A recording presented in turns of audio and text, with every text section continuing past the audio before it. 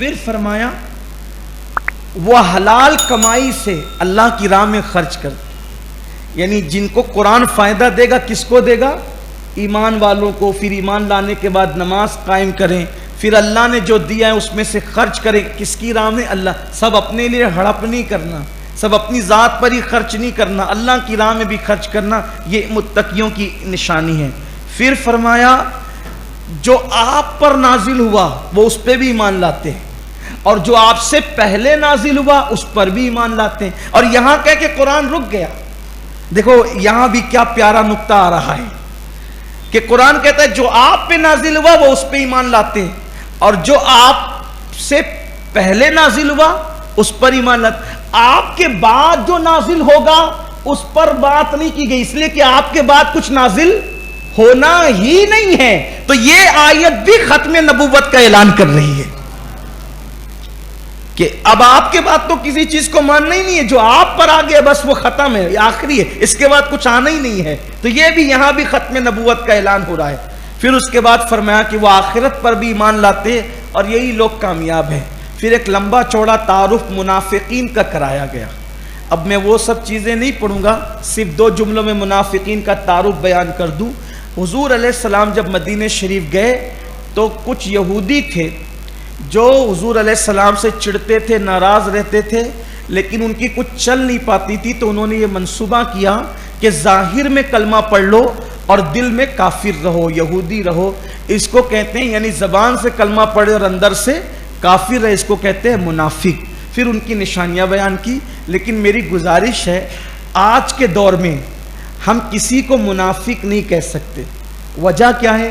اس لیے نہیں کہہ سکتے کہ زبان پہ کلمہ اور دل میں کفر ہے. تو ہمارے پاس دلیل کیا ہے کہ اس کے دل میں کفر ہے؟ ہم نے تو اس کا دل چیر کے دیکھا نہیں نا.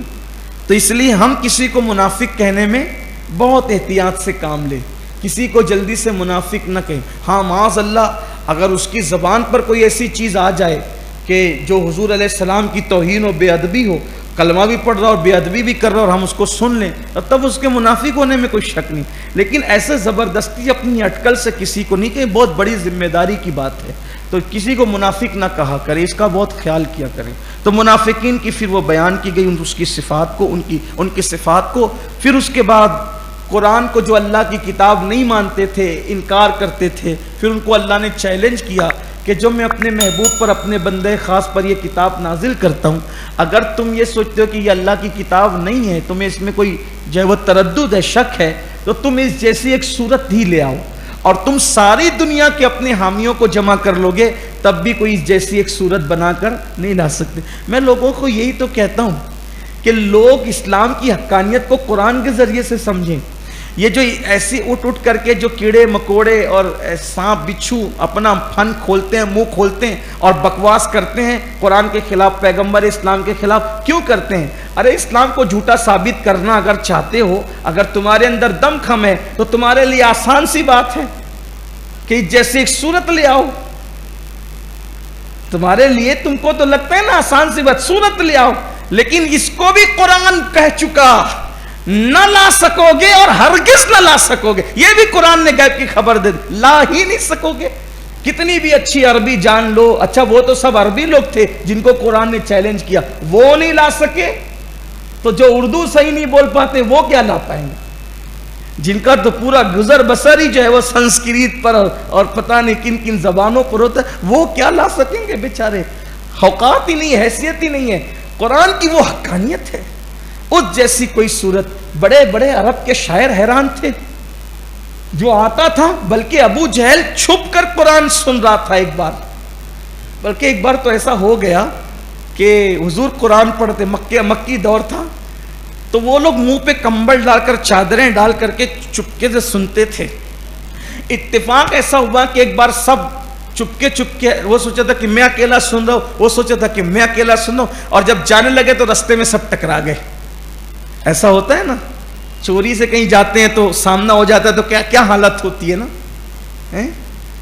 تو جب ایسا ہو جائے تو وہ ایک دوسرے سے ٹکرا گئے تو بڑے شرمندہ ہوئے. پوچھا تو کہاں سے آ رہا ہے، تو کہاں سے آ رہا ہے؟ اب تو چھپا نہیں سکتے تھے تو کہا کہ او محمد عربی جو کلام پڑھتے وہ سن رہے. تو آپس میں کہنے لگے سچ بتانا کیا ایسا کلام کسی شاعر کا ہوتا ہے؟ کہا نہیں، یہ کوئی شاعر کا نہ کلام ہے، نہ کسی انسان کا ہے، نہ کسی جنات کا ہے، یہ کلام کسی ما فوق الفطرت ذات کا کلام، یعنی یہ اللہ کا کلام۔ یہ بات ابو جہل نے ایک مرتبہ اکرمہ نے پوچھا، بھائی جو چھپ کے آپ قرآن سنتے ہیں محمد عربی سے، سچ بتانا کیا ہے؟ ابو جہل نے کہا تھا، بیٹا قرآن انسان کا کلام نہیں، جو محمد عربی پڑھتے۔ کہا بابا مان کیوں نہیں لیتے پھر؟ کہا بیٹا سب تو ان کے ہاتھ میں چلا گیا ہے، ان کے خاندان کے ہاتھ میں، ہمارے پاس جو تھوڑا موڑا اقتدار ہے اگر مان لیں گے تو یہ بھی چلا جائے گا، صرف اقتدار کے لیے۔ پتہ چلا یہ قرآن کے بارے میں خلاف بکواسیں یوں ہی نہیں ہوتی، کہیں نہ کہیں اقتدار کی ہوس، کہیں نہ کہیں اپنے نام کی ہوس رہتی ہے، یہ سب چیزیں ہیں، لیکن قرآن تو قرآن ہے۔ 1450 سال بیت گئے، ایک حرف لوگ قرآن سے نہیں نکال سکے، بڑی بڑی ظالم حکومتیں آئی، کیسے کیسے لوگ آئے قرآن، لیکن مجھے بس شکایت ہے تو اتنی کہ کوئی کچھ کر نہیں سکتا، صرف مسلمان اگر قرآن کا دامن مضبوطی سے پکڑ۔ قرآن کیا کہتا ہے؟ قرآن کو پڑھو، کنز الایمان شریف روزانہ پڑھو، ایک ہی رکوع پڑھو، ایک رکوع نہیں 3 ہی آیت پڑھو، اس کو ترجمے کے ساتھ تفسیر کے ساتھ پڑھو، نہیں سمجھ میں آتا ڈائری میں نوٹ کر لو، اپنے علماء سے پوچھو، نہیں کوئی ملتا ہے تو آپ کا خادم موجود ہے، آپ میرے پاس آ جاؤ، مجھے جو ٹوٹی پھوٹی میں نے اپنے بزرگوں سے سنا ہے وہ آپ کو سمجھانے کی کوشش کروں گا، میرے سمجھ میں نہیں آئے گا اپنے اساتذہ سے پوچھ کر بتاؤں گا، لیکن قرآن کے قریب آؤ۔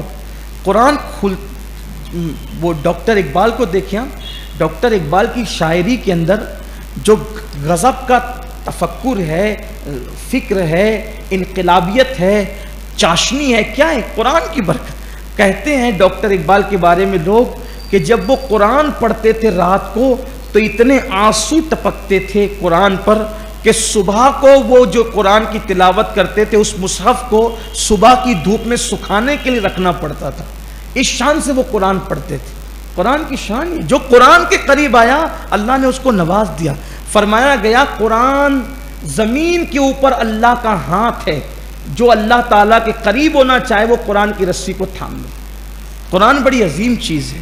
تو پھر اس کے بعد حضرت آدم علیہ السلام کا واقعہ آتا ہے، میں پچھلے سالوں میں اس کو بیان کر چکا، اب اس کی طرف میں نہیں جاؤں گا، اگر آپ کو سننا ہے تو آپ پچھلے سالوں کی طرف رجوع کریں۔ آدم علیہ السلام کی پیدائش کا ذکر اس میں تفصیل سے کیا گیا، یہاں صرف جو ہمارے نوجوان تاریخ اور سائنس پڑھتے ہیں ان کے لیے صرف ایک اشارہ دینا چاہتا ہوں۔ آدم علیہ السلام کا واقعہ بیان کرنے جو قرآن نے کیا ہے اس سے ہمیں پتہ چلتا ہے، یہ جو لوگ کہتے ہیں نا کہ انسان بندر تھا پہلے، تو وہ ہوگا کوئی تمہارا باپ دادا جو بندر تھا۔ ہم جس کی اولاد آدم علیہ السلام کی وہ اللہ کا پیغمبر ہے، اور آدم اتنے ہی خوبصورت تھے جتنے دوسرے انبیاء خوبصورت تھے۔